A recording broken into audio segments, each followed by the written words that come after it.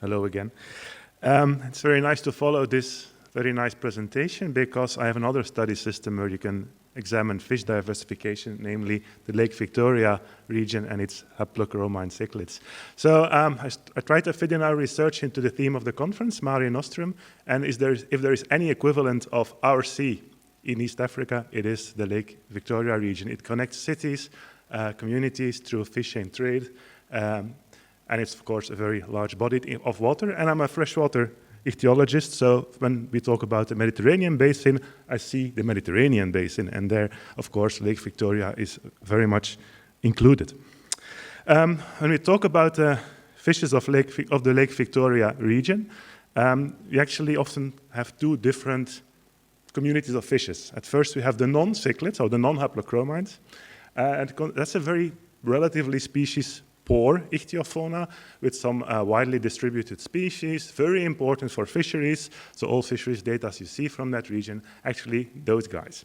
And then we have the cichlids. Then we have the very large cichlid radiations that diversified within these lakes and that are actually represent, together with the cichlids from other East African lakes, the largest vertebrate diversity on Earth. When I talk about the Lake Victoria radiation, I mean Lake Victoria proper, and then from north to south, Lake Albert, Lake Edward, and Lake Kivu. Yeah? I will start this presentation with introducing you to the cichlid model, the haplochromine cichlids, why it is a very good model to study fish diversification, and then I will talk about, unfortunately, their demise in Lake Victoria.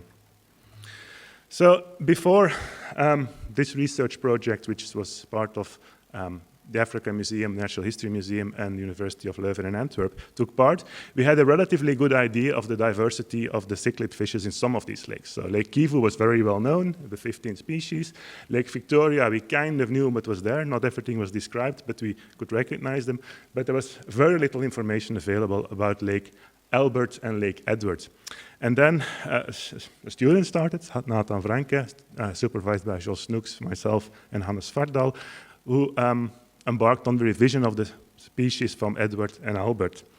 He did that by actually using the knowledge of Lake Victoria. If you know the morphology of one of those species, you can, know what it eats. So you can divide the species into ecomorphological groups, and then each group, by each group, he described or redescribed the species. And that worked really well. And then we had a list of species, so we can finally investigate some of the questions we could not do before that. And the main question is, of course, how did these different groups evolve? Yeah? The problem is that these species evolved very rapidly. So if you compare the adaptive radiations of the cichlids in the East African Great Lakes with other known adaptive radiations, like the Darwin finches, it's several orders of magnitude more recently. That means that genetic markers have not had the time to fix in different species, so traditional genetic methods don't work. Additionally, these cichlids hybridize, complicating the story even further. So before we can make a phylogeny that we need to answer evolutionary questions, we need actually full genomes. And before we can do full genomes, and that was the bottleneck in this research, we need to know what the species are. Luckily, Nathan both liked taxonomy and genetics, so he was able to reconstruct the phylogenies with the knowledge from his taxonomic studies. And this revealed actually the presence of 3 radiations in these lakes, and I'll guide you through this slide. There's one big radiation in Lake Victoria. There's a relatively small radiation in Lake Albert, and there's a radiation in Kivu Edward combined. So at some point in time, this was one lake or connected lakes. And since we now finally know this, we can also ask, well, was there convergence? Did these species evolve the same morphologies more than at random? Because in each of these lakes, you have fishes with similar ecomorphological specializations. You have fish eaters, you have snail eaters, you have pelagic species, you have benthic species in each of these lakes. That could just be because there's so many species that you just find them all over the place. But actually, no, there is convergence.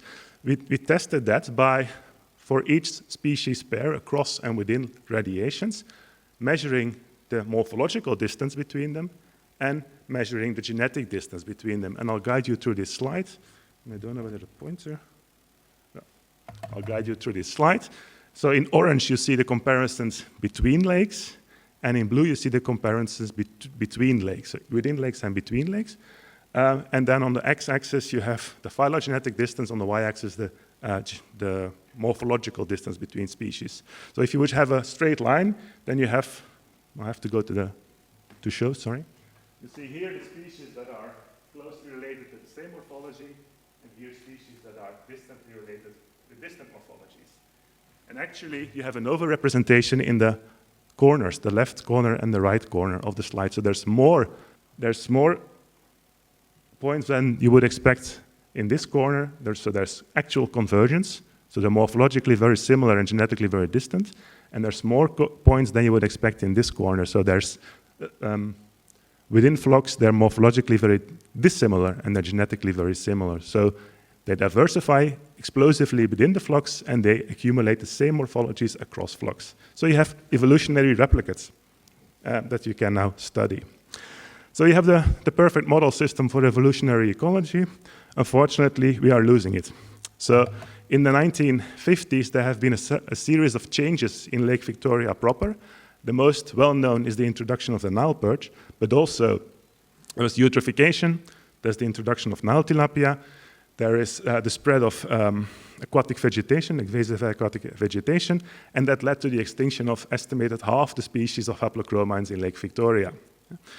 It was relatively assumed, actually, that the cause of this decline was the invasion of the Nile perch. But actually, we don't know that. It could have been one of the other causes as well. And you can't recreate the experiment. But what we can do is go to ichthyology collections, and there's large collections of the Lake Victoria region from before the disturbance, so before the extinction event, and after the disturbance, and see whether fish community structure changes. Well, you can't do that for fish ecology structure because we just have fishes in jars, so we don't know whether the community was different. But for something, we actually can test the community structure. And that's the things that live on fishes, so the parasites that live on fishes of whom I talked yesterday. And then actually every fish in a jar is a community. Yeah? And we can actually infer the parasite ecology and see whether the parasite ecology changed as a result of one of these stressors, and use that to see which stressor it was. And that's the work of Tiziana Gobin, an ecological parasitologist also working in the Arbenz at the University of Hasselt. Yeah? So what did she do? She dissected several hundreds of fishes. Well, for Lake Victoria, over 100 fishes from before perturbation, 1950s, and after perturbation, so since the 1990s actually, and quantified the presence of parasites on these fishes. And I used those parasite data to have some ecological measurements. And what did she find? Well, that actually all the parameters changed. So after the introduction, well, after the perturbation of the system, there were less fishes infected. Per infected fish, there were less parasites. When they were infected, there were less co-infections, so parasites amplifying the infections, and the host range, so the number of species infected per parasite, also decreased. Okay, you might say, nice, so the system changed, but this could just be random. It could just be random change. How do we know this is due to the perturbation of the system? Well, we do know, because we compared it with a system that did not change as much, and that's the Lake Edward system, so that's the other Great Lake in which there was no mass extinction event, and there all the parameters stayed the same. So here you see the abundance data of the different species of parasites in Lake Victoria. It looks completely different after the perturbation and before the perturbation. Here for Lake Edward, actually nothing changed. So the system remained the same. So yeah, we can use community structure of parasites to say that there was a change. Now, we still don't know what change occurred. And for that, we're trying to use a time for space approach. We can't go back in time, but we can maybe use different places that represent different scenarios. And luckily, we have that because we have, yes, Lake Edward, which is a relatively unaffected system that looks like Lake Victoria before perturbation. Then we have Lake Albert, which is a system that has the predator naturally present, so the potential stressor number 1, the Nile perch. And then we have Lake George, which is a naturally eutrophied system that's naturally polluted, so stressor number 2. And we can see whether the change that we see in parasite community structure and diversity indices, does that change from Lake Victoria before to now, does that reflect a change from Edward to George? In that case, well, it's most likely eutrophication. Or does that change reflect the change from Edward to Albert? And then it's most likely the Nile perch. Unfortunately, I cannot yet show you the data for this yet, so we're still analyzing the data. So I have to wait a few months for that. Another case study where we can use ichthyological collections to investigate changes in the system, which we just started, is on the tilapias of Lake Edward. So I just mentioned that Lake Edward was much less affected than Lake Victoria. That's true, but it was still, it did undergo some changes. It's not that the species were not extinct, that changes did not occur. And one of the major changes was actually the collapse of the Nile tilapia.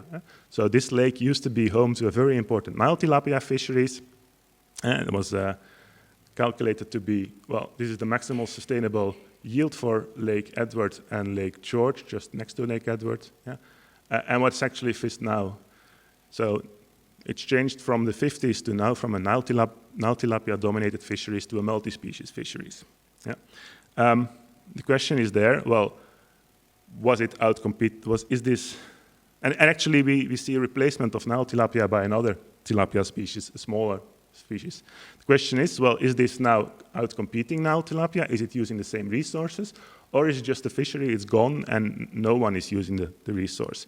And for that, we're also going back in our collections, we're seeing what these animals have been eating and see whether there's a change in food source between the Nile tilapia and the blue spotted tilapia, this new species that's taking over.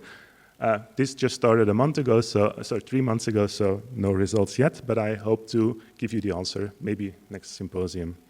Okay, just 2 case studies to see how we can use these collections. There's probably many more, and I'll thank you very much for your attention.